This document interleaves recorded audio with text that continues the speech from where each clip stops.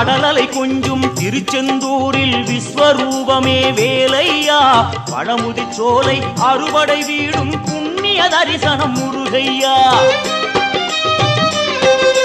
திருநீர் அணிந்து வரும் போது நெஞ்சில் நிம்மதி பிறக்குது கந்தையா சுகனே சிவனார் மகனே உன்னை பாட பாட சுகமாகுதையா வேல் முருகா அரோகரா அரோகரா வேல் முருகா